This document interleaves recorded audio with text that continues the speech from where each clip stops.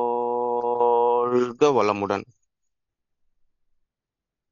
வாழ்க வையகம். அனைவருக்கும் ஆரோக்கியமான காலை வணக்கம். நல்லதே நடக்கும் சமூக நல அறக்கட்டளை முன்னெடுக்கக்கூடிய மருந்தில்லா மருத்துவ வாழ்வியல் முறைகள். இதில் நாம் பார்த்து வருவது பெண்கள் நலம், அதிலேயும் குறிப்பாக கருப்பை நலம் சார்ந்த பதிவுகளை, தகவல்களை பார்த்து வருகிறோம். நமது சமூகமே தாய் வழி சமூகம் என்பதை பார்த்தோம். அந்த தாயை போற்றுவதற்கும் புகழ்வதற்கும் நமக்கு ஒரு வாய்ப்பு கிடைத்துள்ளது. நமது உருவாக்கத்தை நாம் சிந்தித்து பார்த்தால், கற்பனை செய்து பார்த்தால், நம்மால் ஒருபோதும் பெண்களை, பெண்குலத்தை, தாய்குலத்தை போற்றாமல் இருக்க முடியாது. உடலளவிலும் மனதளவிலும் அதிகமான ஆற்றல் படைத்த ஒரு படைப்பு எதுவென்றால் அது பெண். பல நூறு பல்லாயிரம் ஆண்டுகளுக்கு முன் ஆணாதிக்கத்தின் வெளிப்பாடாக பெண்களை அமைதிப்படுத்தக்கூடிய, மட்டுப்படுத்தக்கூடிய ஒரு சூழல் ஏற்பட்டு அது படிப்படியாக தொடர்ந்ததின் விளைவாக அந்த பெண்களின் மரபணுக்களில் நம்மால் எதுவும் முடியாது என்ற ஒரு உணர்வை கொடுத்து அது தொடர்ச்சியாக வளப்பட்டு வந்து இன்றைய காலகட்டத்தில் அது ஒரு மாபெரும் மாற்றத்தை ஏற்படுத்தியிருக்கிறது. அடுப்பூதும் பெண்ணுக்கு படிப்பது என்று போதித்த காலகட்டங்களில் பல போராளிகள் அந்த நிலையை மாற்ற வேண்டும் என்று பல முயற்சிகள் செய்தார்கள். இன்றைய காலகட்டத்தில் பெண்கள் ஒரு செயல் செய்துவிட்டால் அது பெரும் சாதனை என்ற நிலையில் உள்ளது. கிடையாது, அது அவர்களது இயல்பு. அந்த அமைதியான, அந்த தாழ்வு மனநிலை கொண்ட அந்த மரபணுவிலிருந்து உருவான ஒரு பெண் தனது இயல்பை வெளிப்படுத்தும் போது அது இன்று சாதனையாக தெரிகிறது. ஆணுக்கு பெண் சமம் என்று சொல்லுவார்கள். அது உண்மை அல்ல. ஆணும் பெண்ணும் சமம், அதுவே உண்மை. ஆணும் பெண்ணும் சமம் எப்படி உண்மையாகும் என்பதை இன்றோ அல்லது நாளையோ நாம் தெரிந்து கொள்ளலாம். அதற்கு முன் இந்த மாதவிலக்கு காலங்களில் நடந்து கொள்ள வேண்டிய வாழ்வியல் முறைகள், வழிமுறைகள் என்னவென்பதை பார்த்தோம். பசி உணர்வு குறைவாக இருக்கும், குறிப்பாக பசி உணர்வு குறைவாக இருக்கும். எந்த அளவிற்கு பசி இருக்கோ அந்த அளவிற்கு மட்டும் தேவைக்கு ஏற்றார் போல உணவு உண்டு கொண்டு ஓய்வினை கொடுத்தால் அந்த உடல் முழுவதுமாக தூய்மையாகும். அந்த கழிவுகள் வெளியேறுவதை தடுத்து நிறுத்தாமல் அது இயல்பாக வெளியேறுவதற்கு ஒரு அனுமதி கொடுத்தால், வாய்ப்பு கொடுத்தால் முழுவதுமாக கழிவு நீக்கம் நடக்கும். அந்த உடல் ஆரோக்கியமாக இருக்கும். அந்த உடல் ஆரோக்கியமாக இருக்கும் போது அந்த மனமும் ஆரோக்கியமாக இருக்கும். காரணம், உடல் கழிவுகள் வெளியேறாமல் உள்ளுக்குள்ளேயே தங்கும் போது உடலுக்குள் எவ்வாறு அழுத்தம் ஏற்படுகிறதோ அதுபோலவே அவர்களது மனதிற்குள்ளும் ஒரு அழுத்தம் ஏற்படுகிறது. ஒரு இனம் புரியாத ஒரு சிக்கல் அந்த மனதிற்குள் ஏற்படுகிறது. அது மாபெரும் குழப்பத்தை வெளிப்படுத்துகிறது. வெளிப்படையாக எதை ஒன்றையும் சொல்ல முடியாத ஒரு குழப்ப நிலையில் பெண்கள் செல்லுவதற்கு காரணமே இந்த மாதவிலக்கு காலங்களில் கழிவுகள் முழுமையாக வெளியேறாமல் உடலுக்குள்ளேயே தங்குவது. யதார்த்தமாக இயல்பு வாழ்க்கையை நாம் உற்று கவனித்தோமேயானால் ஒரு பெண் குழந்தை பூப்பெய்தல் அடைவதற்கு முன் அவர்கள் இயல்பாக, வெளிப்படையாக, டிரான்ஸ்பரன்சியாக பேசக்கூடிய ஒரு தன்மையில், மனநிலையில் இருப்பார்கள். அதன் பிறகு அவர்களது வாழ்க்கையில் இந்த சூழல் ஏற்பட்ட பிறகு கொஞ்சம் கொஞ்சமாக படிப்படியாக தகவல்கள் பரிமாறிக்கொள்வதை குறைத்துக் கொள்ளுகிறார்கள். முழுமையான கழிவுகள் வெளியேறப்பட்ட அந்த பெண் மனதிற்குள் அதிகமாக தகவல்களை ஒளித்து வைக்காமல், அந்த மனக்குமுறல் இல்லாமல், அந்த தகவல்களை உணர்வுகளை உள்ளுக்குள்ளே வைக்காமல் வெளிப்படுத்தக்கூடிய தன்மையிலும் இருப்பார்கள். உடல் வேறு மனம் வேறு கிடையாது. உடலும் மனமும் ஒன்றுதான். உடலுக்கு உருவம் இருக்கிறது, மனதிற்கு உருவம் இல்லை, அவ்வளவுதான். உடல் தூய்மையாக இருக்க வேண்டும் என்றால் மனம் தூய்மையாக இருக்க வேண்டும். உடல் கழிவுகள் எவ்வாறு நமக்கு தொந்தரவை தருமோ அதுபோல மனக்கழிவுகளும் நமக்கு தொந்தரவை தரும். உடலை தூய்மைப்படுத்தக்கூடிய தத்துவங்கள் நமக்கு தெரியும். மனதை தூய்மைப்படுத்தக்கூடிய தத்துவங்களை நாம் கற்றுக்கொள்ளவில்லை. தெரியாது என்பதை விட நாம் கற்றுக்கொள்ளவில்லை. உடலுக்கு உருவம் இருக்கிறது, அதனால் உடலை பற்றி ஓரளவு நாம் தெரிந்து கொள்கிறோம். மனதிற்கென்று ஒரு உருவம் இல்லை, அதனால் மனதை நாம் கண்டுகொள்ளவில்லை. நாம் நமது மனதை நாம் உற்று நோக்க துவங்கினால் உடல் எவ்வாறு இயங்குகிறதோ அதுபோல மனம் எவ்வாறு இயங்குகிறது என்பதை நம்மால் கணிக்க முடியும். அடுத்தவரது மனதை புரிந்து கொள்ள விருப்பப்படக்கூடிய நாம் முதலில் நமது மனது எவ்வாறு இயங்குகிறது என்பதை நாம் உணர்ந்து கொண்டால், புரிந்து கொண்டால், மிக எளிதாக வாழ்க்கையை நாட்களை நம்மால் கடத்தி செல்ல முடியும். அந்த நாட்களில் ஏற்படக்கூடிய அந்த சூழல்களை நம்மால் எளிதாக சமாளிக்க முடியும். இதை கற்றுக்கொண்ட பெண்கள் எவ்வளவு பெரிய சிக்கல் வந்தாலும் சூழல் வந்தாலும் அதை சரியாக கையாளக்கூடிய தன்மையில் இருக்கிறார்கள். மீண்டும் நினைவுபடுத்துகிறேன், உடலளவிலும் மனதளவிலும் பலம் கொண்ட ஒரு படைப்பு இருக்கிறது என்றால் அது பெண். அந்த பெண்ணுக்கு ஏற்படக்கூடிய அந்த உபாதைகள், அந்த தொந்தரவுகள், உதாரணமாக இந்த மாதவிலக்கு காலங்களில் ஏற்படக்கூடிய தொந்தரவு, மகப்பேறு காலங்களில் ஏற்படக்கூடிய அந்த தொந்தரவு, இவை ஆண்களுக்கு இருந்தால் நிச்சயமாக ஆண்களால் தாங்க முடியாது. இன்றளவும் ஆண்களுக்கு ஏதேனும் ஒரு தொழில் நஷ்டமோ அல்லது நாட்களில் ஏதேனும் ஒரு பாதிப்போ ஒரு மனத்தொந்தரவோ வந்தால் அங்கு ஆறுதல் தருவது பெண்தான், தாய்தான். உடன் பிறந்த தமக்கைத்தான், வாழ்க்கை இணைதான். ஒரு ஆணுக்கு ஒரு பெண் ஆறுதல் தரக்கூடிய அளவிற்கு ஒரு பெண்ணுக்கு ஒரு ஆணால் ஆறுதல் தர முடியுமா என்றால் குறைவுதான். தர முடியாது என்று சொல்ல முடியாது, குறைவுதான். எனவே ஆணை விட மன உறுதியும் உடல் உறுதியும் கொண்ட ஒரு படைப்பு பெண்.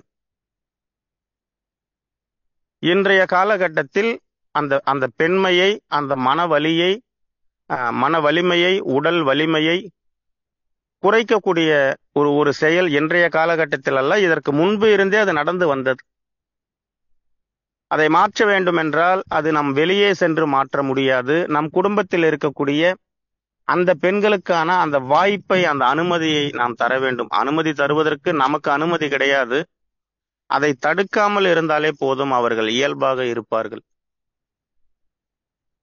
இந்த புரிதல் நமக்கு வந்தது என்றால் ஒவ்வொரு குடும்பத்திலும் இருக்கக்கூடிய அந்த தாய்மையை படைத்த அந்த பெண்கள் ஆரோக்கியமாக அவர்களால் இருக்க முடியும்.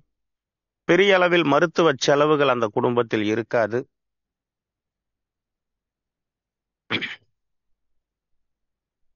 மாதவிலக்கு காலங்களில்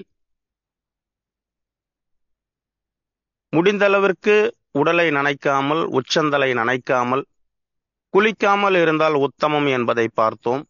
ஆனால் பெண்கள் எப்போது குளித்தாலும் உச்சம் தலை நனைத்து குளித்தல் நலம். குளித்தல் என்றால் அது குளிர்வித்தல் என்று பொருள். உடலை குளிர்ச்சிப்படுத்துவதற்காகத்தான் நாம் குளிக்கிறோம். எனவே எப்போது குளித்தாலும், அது ஆணாகட்டும் பெண்ணாகட்டும், எப்போது குளித்தாலும் உள்ளங்கால் முதல் உச்சந்தலை வரை ஒட்டுமொத்தமாக நனைத்து குளிக்க வேண்டும். குளிக்கும் போது குளியல் முறை என்ற ஒன்று உள்ளது. எடுத்த உடனேயே உச்சந்தலையில் தண்ணீர் ஊற்றி ஒட்டுமொத்த உடலையும் நனைப்பதை விட பாதத்திலிருந்து படிப்படியாக மேல் நோக்கி உடலை நனைத்து கொண்டு பிறகு ஒட்டுமொத்த உடலையும் நனைத்து குளிப்பது சிறந்தது. காரணம், உடம்பில் இருக்கக்கூடிய வெப்பத்தை தணிப்பதற்காக, வெப்பத்தை சமநிலைப்படுத்துவதற்காகத்தான் நாம் குளிக்கிறோம். அந்த அடிப்படையில் பார்த்தோம் என்றால் நெருப்பு என்பது வெப்பம், நெருப்பை நாம் தலைகீழ பிடித்தாலும் அது மேல் நோக்கித்தான் எரியும். எனவே உடலில் இருக்கக்கூடிய வெப்பம் எப்போதும் மேல் நோக்கித்தான் செல்லும். மேல் நோக்கி செல்லக்கூடிய அந்த வெப்பத்தை நம் மேலிருந்து அணைக்கும் போது அது உள்ளுக்குள்ளேயே தங்கும்.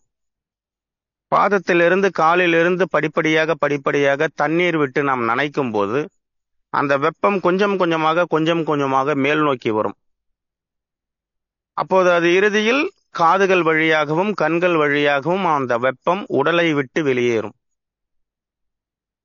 அதற்குத்தான் குளிப்பதற்கு முன் உடலில் தண்ணீர் படுவதற்கு முன்பேயே ஒரு கைப்பிடி தண்ணீர் எடுத்து உச்சந்தலையை குளிர்வித்துவிட்டு பிறகு குளிக்கக்கூடிய ஒரு பழக்கம் இருந்தது. இன்று அந்த பழக்கம் இல்லை. குளியல் அறைக்கு சென்ற உடனேயே ஷவரை திறந்துவிட்டு மேலிருந்து தண்ணீர் கொட்டுவது போல குளிக்கக்கூடிய ஒரு முறை வந்துவிட்டது. அதனால்தான் நாளொன்றுக்கு 2 முறை குளித்தால் கூட உடலில் வெப்பம் குறையாமல் வெப்பம் அதிகரித்து கொண்டே இருக்கிறது. ஒரு உடலில் வெப்பம் அதிகரித்தால் என்னென்ன தொந்தரவுகள் ஏற்படும் என்பதை ஏற்கனவே நாம் பார்த்து இருக்கிறோம். ஆணாகட்டும் பெண்ணாகட்டும் எப்போது குளித்தோம் என்றாலும் உச்சம் தலை நனைத்து குளிக்க வேண்டும். குளித்தல் என்றால் குளிர்வித்தல் என்று பொருள்.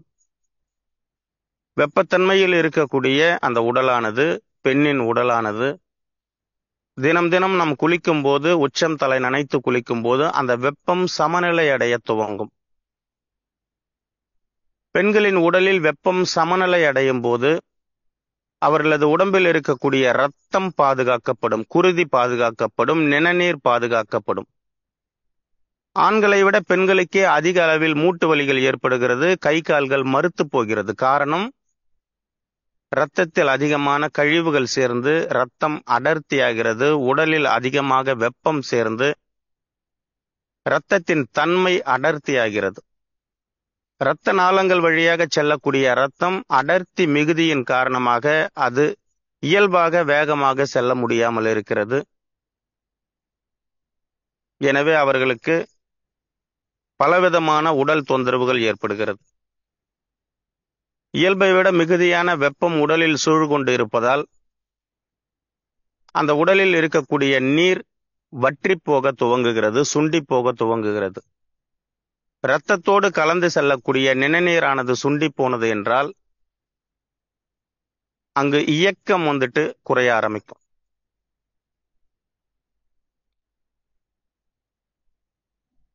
உணவு உண்ணுவதனால் உடலுக்கு ஆற்றலை உருவாக்க முடியும், சக்தியை உருவாக்க முடியும்.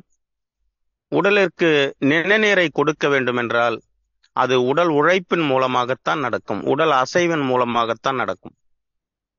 நாம் உடலில் அதிகமான வெப்பத்தை ஏற்படுத்தி கொண்டு அல்லது ஏற்கனவே இருக்கக்கூடிய வெப்பத்தை தணிக்காமல் வெப்பத்தை வளரவிட்டு கொண்டே இருந்தோமேயானால் நிணநீரானது இயல்பாக இரத்தத்தோடு கலந்து செல்லாமல் உடலின் இறுதி பகுதியில் அந்த நிணநீர் சுழற்சி இல்லாமல் சென்றுவிடும். எந்த இடத்தில் நிணநீர் சுழற்சி இல்லையோ அந்த இடம் மறுத்து போக துவங்கும். நாம் கவனிச்சு பார்க்கலாம். கையோட இறுதி பகுதி, காலோட இறுதி பகுதி, ஒரு செயல் இல்லாமல் கை நீண்ட நேரம் ஒரே மாதிரியா இருந்தாக்க மறுத்து போகும். எல்லாருக்கும் இல்லை, யாருடைய உடலில் வெப்பம் அதிகமாக இருக்கோ அவங்களுக்கு.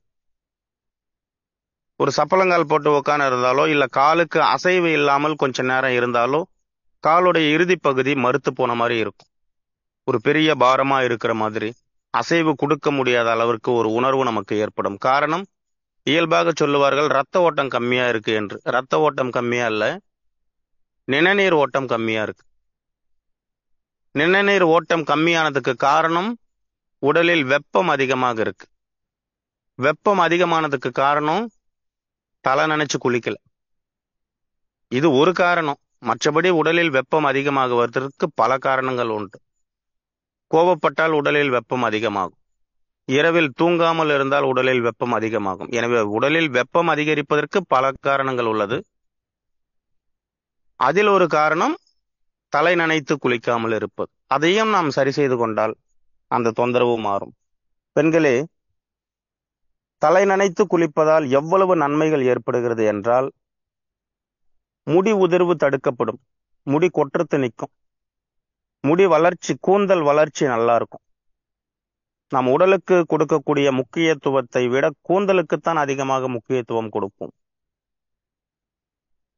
கூந்தல் அழகாக இருக்க வேண்டும், கூந்தலை சரியாக பராமரிக்க வேண்டும் என்றால் எப்போது நாம் குளித்தாலும் தலையை நனைத்து குளிக்க வேண்டும். அப்படி குளித்து வந்தால் நமது கூந்தல் அவ்வளவு அழகாக, நேர்த்தியாக, நல்ல வளர்ச்சியோடு இருக்கும். இதற்கு காரணம் அருகில் இருக்கக்கூடிய கேரளா. அங்கு இருக்கக்கூடிய பெண்கள் அனைவரும் குளிக்கும் போது எப்போது குளித்தாலும் தலை நனைத்து குளிப்பது அவர்களுக்கு வழக்கம். நமது தமிழகத்து பெண்களின் கூந்தலை விட கேரள பெண்களின் கூந்தல் அழகாக நீளமாகத்தான் இருக்கும். இங்கு நாம என்ன சொல்றோம், காரணம் சொல்றோம்னா, தலைக்கு தண்ணி ஊற்றி குளிச்சா முடி காய மாட்டேங்குதுன்னு சொல்றோம். இதை விட நீளமான முடி இருக்கக்கூடிய கேரள பெண்கள் எப்போது குளிச்சாலும் தலை நனைச்சுதான் குளிக்கிறாங்க. இங்க இருக்கக்கூடிய வெப்பத்தை விட அங்க வெப்பம் குறைவு, குளிர்ச்சி அதிகம் கொண்ட ஒரு மாநிலம். இங்க நமக்கு முடி காய மாட்டேங்குதுன்னு சொல்றோம், அவங்களுக்கு எப்படி அங்க முடி காயும்? இது ஒரு காரணம். தலை நனைச்சு குளிக்காம இருக்கிறதுக்கு இது ஒரு காரணம். எப்போது தலை நனைத்து குளிக்க வேண்டுமோ அப்போது தவிர்த்து விட்டு, எப்போது தலை நனைக்க கூடாதோ அப்போது தொடர்ச்சியாக தலை நனைத்து குளிக்கக்கூடிய ஒரு பழக்கத்தில் இருக்கிறோம். இதை மாற்றி இதை புரிந்து கொண்டு இந்த வாழ்வியல் முறைகளை மாற்றிக்கொண்டால் உடலானது ஆரோக்கியமாக இருக்கும். திருமணம் முடிந்த பின் நீண்ட நாட்களாக குழந்தை பாக்கியம் இல்லாத பெண்களுக்கு மூத்தவர்கள் சொல்லுவார்கள்,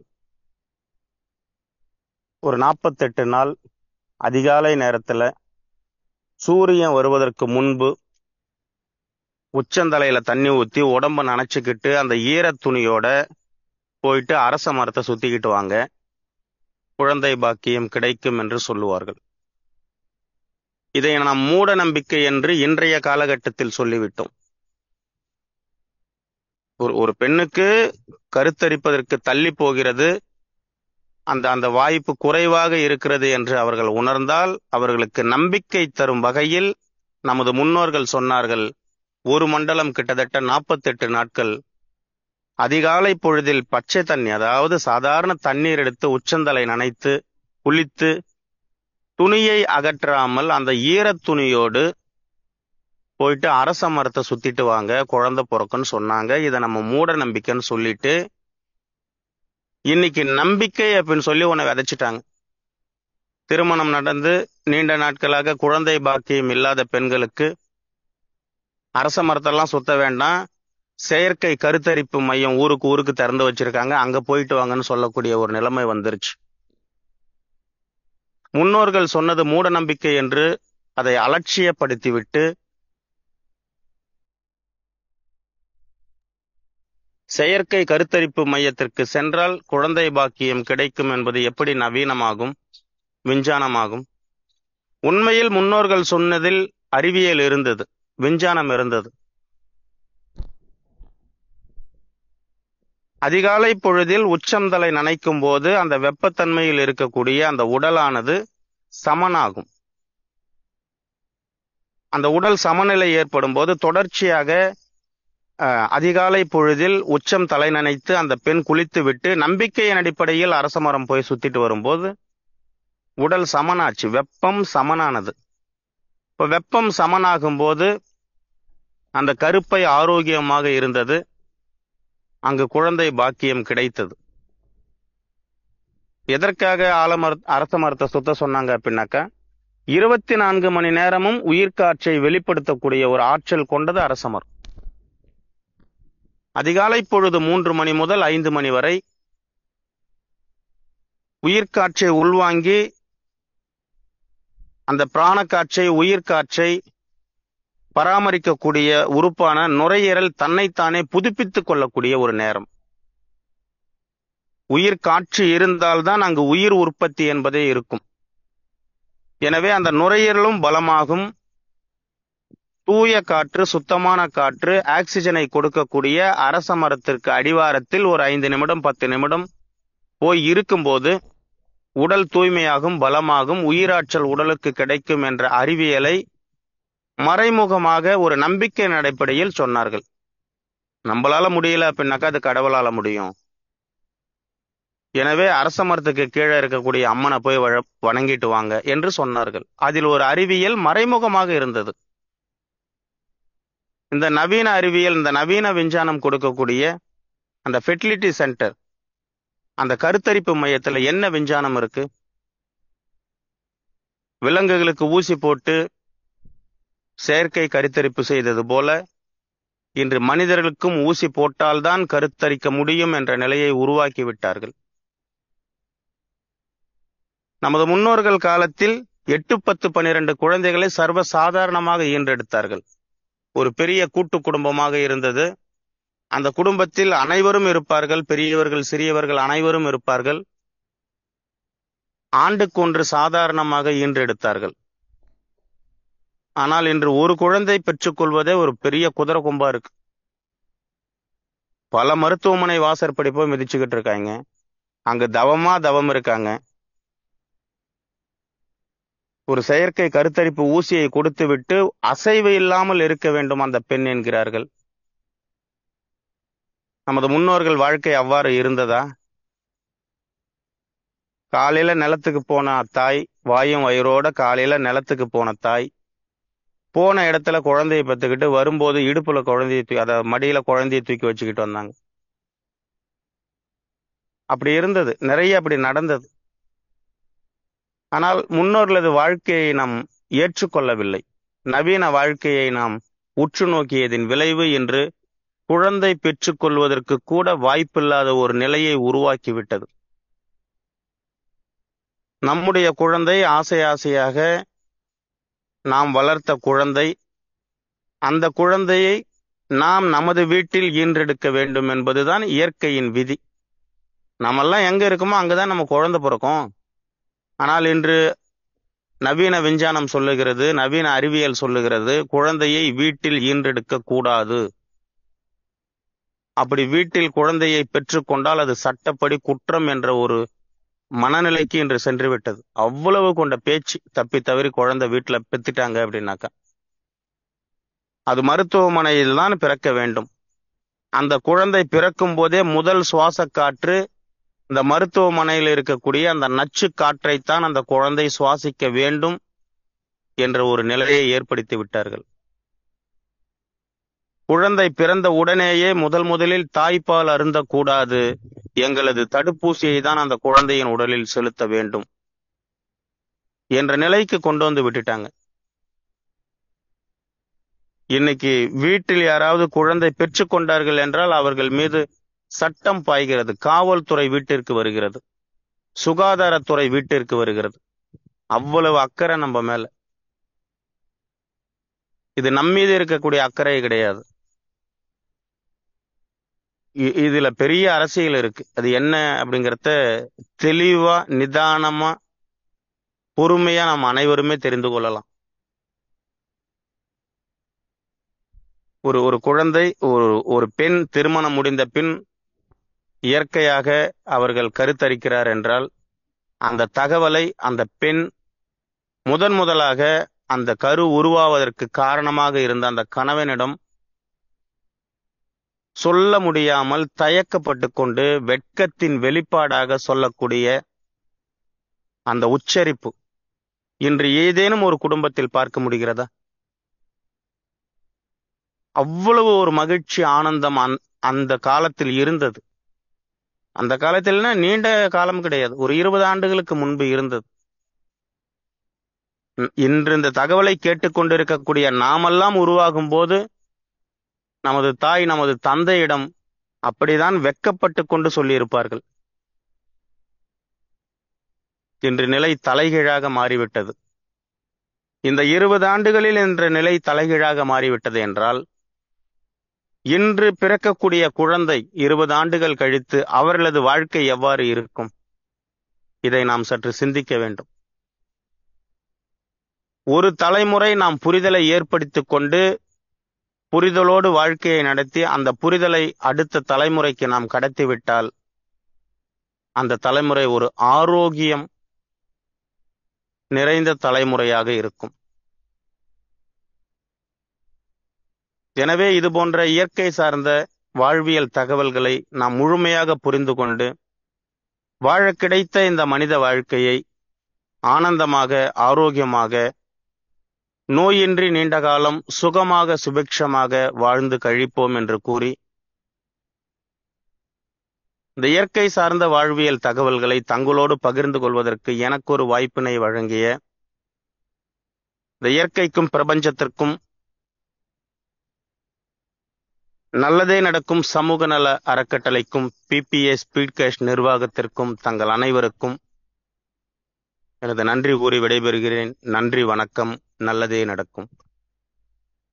நண்பர்களே, இந்த தகவல் குறித்து தங்களுக்கு ஏதேனும் சந்தேகங்கள் இருந்தால் நீங்கள் கை உயர்த்தி சந்தேகங்களுக்கு தெளிவுபடுத்திக் கொள்ளலாம். நன்றி. ரவி சார், உங்களுக்கு அன்மியூட் கொடுத்துருக்குங்க. சார், அனைவருக்கும் வணக்கம் சார். வணக்கம் சார். என்னோட மகளுக்கு 4 மாதம் ஆகியும் இந்த தலைக்கு குளிக்கிறது சொல்லி குளிக்கலைங்க சார். ரொம்ப கஷ்டப்பட்டுட்டு இருக்காங்க. அது எதனாலங்க சார், என்ன ஆச்சுன்னே தெரியல. ரெகுலரா நல்லா இருந்தவங்க இப்ப 4 மாசம் ஆகியும் குளிக்கலன்னு சொல்லியிருக்காங்க. அதுல உடம்புல என்ன பிரச்சனை என்னன்னே தெரியலங்க ஐயா. அது கொஞ்சம் விளக்கமா சொன்னீங்கன்னா நானும் எடுத்து வச்சு அவங்களுக்கு ஒரு நல்ல வழி காட்டுறேங்க ஐயா. சரிங்க. ஆற்றல் குறைபாடு தான். உடலில் அதிக வெப்பம் இருக்கும். அந்த கழிவை வெளியேற்றக்கூடிய ஆற்றல் இல்லாமல் இருக்கும். சினை முட்டை, அந்த சினை முட்டையுடைய வளர்ச்சி குறைவா இருக்கும். வளர்ச்சி குறைவா இருக்கக்கூடிய சினை முட்டை கருப்பையை நோக்கி வராது. ஏற்கனவே கருப்பையில் அதிகமான கழிவுகள் தங்கி இருக்கும். அந்த அழுக்கு வெளியே போகட்டும், அதன் பிறகு நம்ம அங்க போகலாம். ஏன்னா சினை முட்டையானது கழிவுகள் நிறைந்த ஒரு இடத்திற்கு செல்லாது. தூய்மையான ஒரு இடத்திற்கு தான் செல்லும். இன்று முதல் அவங்களுக்கு என்ன வயதாகுதுங்க? வயது 23ங்கய்யா. 23. சரி, இன்று முதல் அவங்களை என்ன பண்ண சொல்றீங்க அப்படின்னாக்கா, இரவு நேரத்துல சமைத்த உணவுகளை தவிர்க்க சொல்லுங்க. சரிங்கய்யா. 10 மணிக்கு மேல முழிச்சுக்கிட்டு இருக்க கூடாது. சரிங்கய்யா. ஏன்னா அவங்க ஒரு தொந்தரவுல இருக்காங்க, அது நமக்கு நிறைவாகணும். 10 மணிக்குள்ள படுத்துடணும். தூக்கமே வரலனாலும் படுத்துக்கிட்டு அமைதியா கண்ணு முடிக்கிறணும். சரிங்கய்யா. அவங்க எப்ப குளிச்சாங்க அப்படின்னாலும் தலைக்கு தண்ணி ஊத்தி தலை நினைச்சு குளிக்க சொல்லுங்க. சரிங்கய்யா. பிடிச்ச உணவை சாப்பிட சொல்லுங்க. பிடிச்ச செயலை செய்ய சொல்லுங்க. ஒரு மாத காலம் இதை கடைபிடிக்க சொல்லுங்க. சரிங்கய்யா. உடம்பில் மாற்றம் வருங்க ஐயா. சரிங்கய்யா. நாப்கின் எல்லாம் யூஸ் பண்ண வேணாம் நீங்க சொன்னீங்களையா, அதெல்லாம் வேண்டாம் சொல்லிட்டேங்க ஐயா. அதனால நிறைய பிரச்சனை வரும் சொல்லி அதை வேண்டாம் சொல்லி தவிச்சிட்டேங்க ஐயா. மாற்று ஏற்பாடு சொன்னீங்களா? ஆமாங்க ஐயா. சரி, நல்லது. சரிங்க. நீங்க சொன்ன மாதிரி செய்யறீங்க. ரொம்ப நன்றிங்க. நல்லது. நன்றிங்க ஐயா. அடுத்து பர்ஃபெக்ட் ஈஸ்வரன் சார், உங்களுக்கு அன்மியூட் கொடுத்துருக்குங்க. நல்லதே நடக்கும் சமூக நல அறக்கட்டளையின் சார்பாக மருந்தில்லா மருத்துவத்தை பற்றி மிக எளிமையாக சிறப்பாக எங்கள் எல்லோருக்கும் புதுமையாகவும் புரிதலாகவும் விளக்கிக் கொண்டிருக்கும் எனது அருமை ஆசான் ஐயா அவர்களுக்கு காலை வணக்கம். மற்றும் இங்கு வந்திருக்கும் கூட்டத்தில் அனைவருக்கும் எனது வணக்கம். ஐயா, எனக்கு ஒரு சின்ன டவுட்டுங்க. சொல்லுங்க ஐயா. ஐயா, இந்த உடல் உபாதை காலங்கள்ல வயிற்று வலிகள் ஏற்படுறதுக்கு அதுக்கு தீர்வு என்னங்க ஐயா? அதான் நேற்று நான் சொன்னேன். அந்த கழிவுகள் முழுமையாக வெளியேறாமல் உள்ளுக்குள்ளேயே தங்கும் போது அதனுடைய தன்மை மாறி அது திடக்கழிவுகளாக மாறுது. இப்ப கடந்த மாதம் எனக்கு அந்த மாதிரி நடந்துருச்சு அப்படின்னாக்கா, இந்த மாதம் மாதவிலக்கு நடக்கும்போது இந்த மாத கழிவையும் வெளியேற்றணும், கடந்த மாதம் தேங்கி இருக்கிற கழிவையும் வெளியேற்றணும். இப்ப இந்த மாதமும் நான் முழுமையா கழிவு வெளியேறாம உள்ளுக்குள்ளே தடுக்கக்கூடிய செயல்பாடுகளை நான் செய்யறேன். அது நான் தெரியாம செய்யறேன்ற பட்சத்துல தொடர்ச்சியாக பல மாதங்கள் கழிவுகள் உள்ளுக்குள்ளே தங்குதுங்க. இந்த தங்கிய தேங்கிய கழிவுகளை கரைத்து வெளியேற்றுவதற்கு இந்த உடல் ஒரு முயற்சி செய்துங்க. அந்த முயற்சிக்கு பெயர் தான் வலி.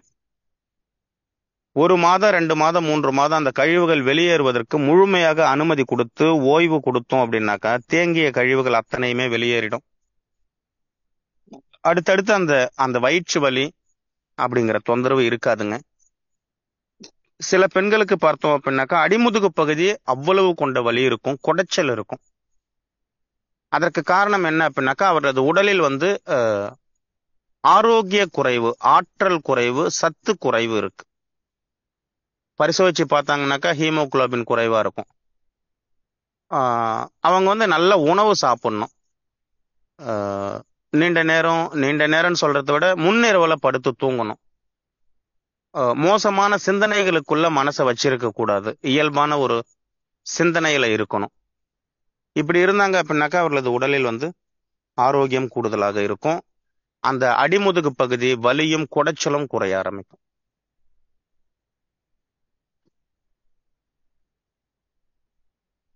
நன்றிங்க தகவலுக்கு. மகிழ்ச்சி.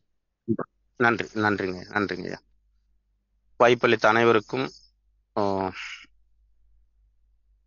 வாய்ப்பளித்த அனைவருக்கும் மீண்டும் ஒரு முறை நன்றி கூறி விடைபெறுகிறேன். நன்றி, வணக்கம். நல்லதே நடக்கும். நன்றி.